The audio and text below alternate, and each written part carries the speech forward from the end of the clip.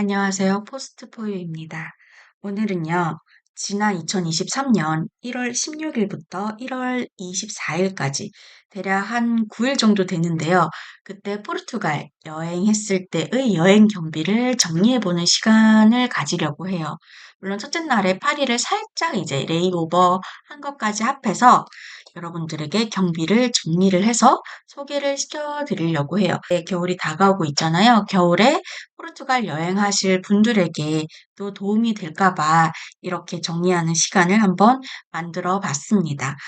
제가 개인 블로그에 경비를 정리해 놓은 게 있거든요. 그 정리해 놓은 블로그를 보면서 같이 한번 정리를 해 보도록 할게요. 일단은 2명 기준입니다. 저랑 친구 2명이서 다녀왔고요. 2명 기준으로 설명을 해 드릴 겁니다. 저희 둘 다 형편이 넉넉한 편은 아니라서 돈을 되도록이면 아낄 수 있는 방향으로 가자라고 했었어요. 근데 그 방향으로 가되 너무 또 짠는하게 다니진 말자라고 미리 이야기를 했었고요.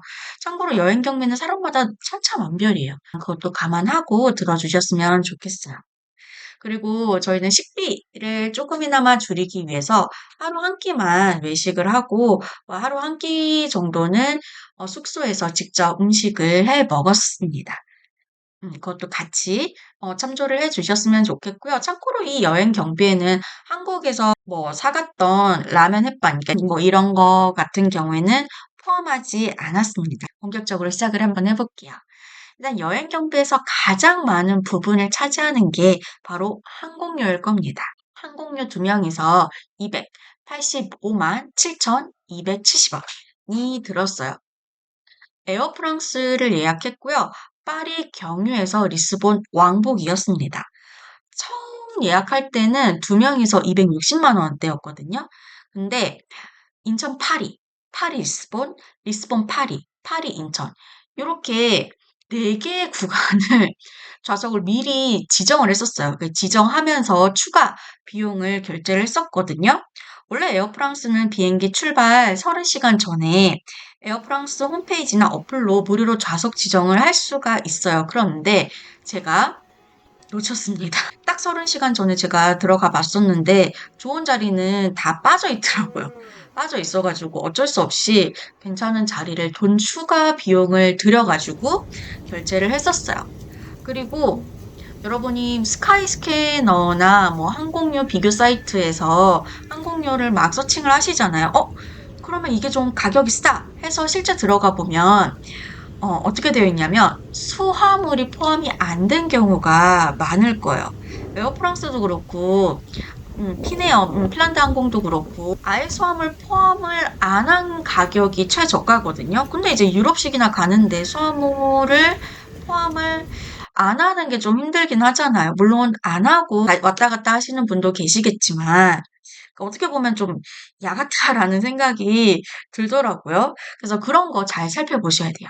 그래서 그런 것까지 감안하면 항공료가 싼 게 아니더라고요.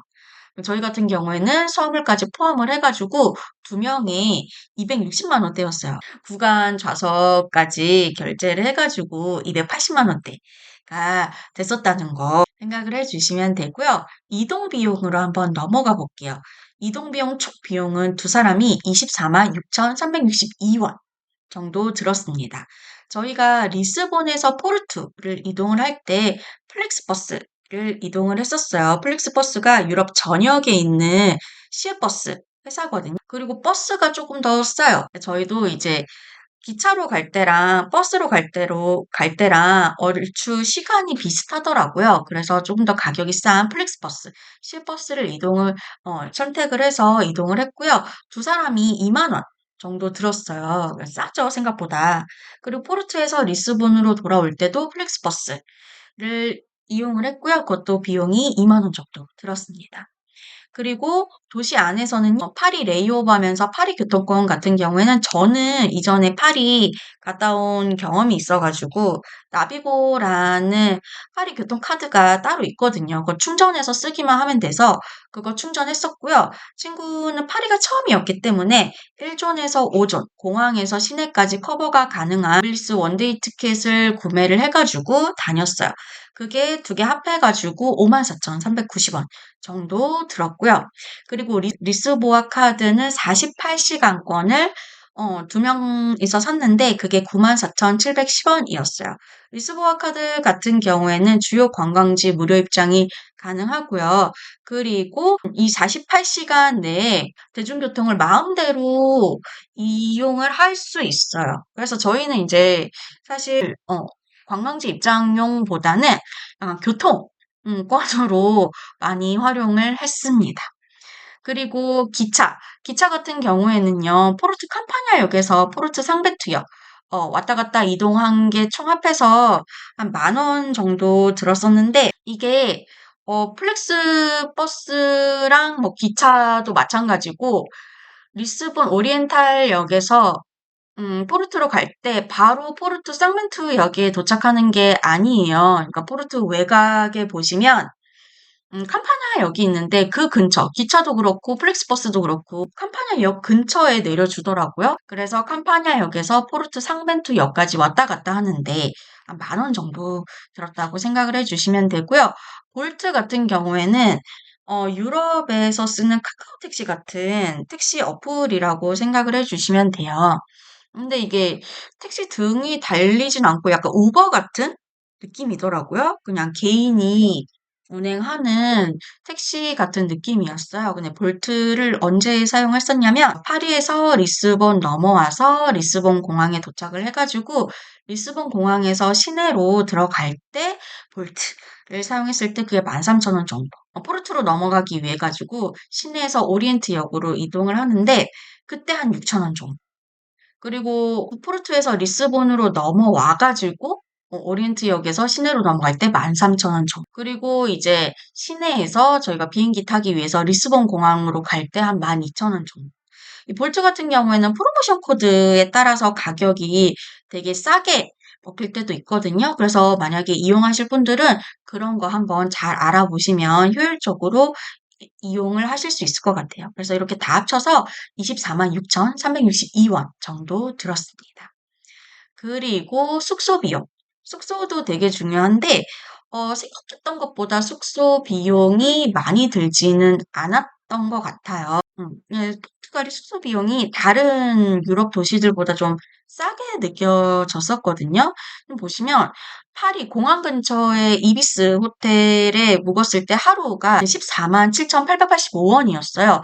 근데 리스본에서 물론 이게 에어비앤비 같은 레지던스, 안에서 주방까지 딸린 레지던스이긴 한데 거기 2박 하는데 16만 원 정도였단 말이에요. 파리 1박 가격이랑 리스본 2박 가격이랑 얼추 비슷한 거를 보실 수가 있습니다. 그리고 포르투에서 4박을 했었는데 그게 30만 원도 안 들었어요.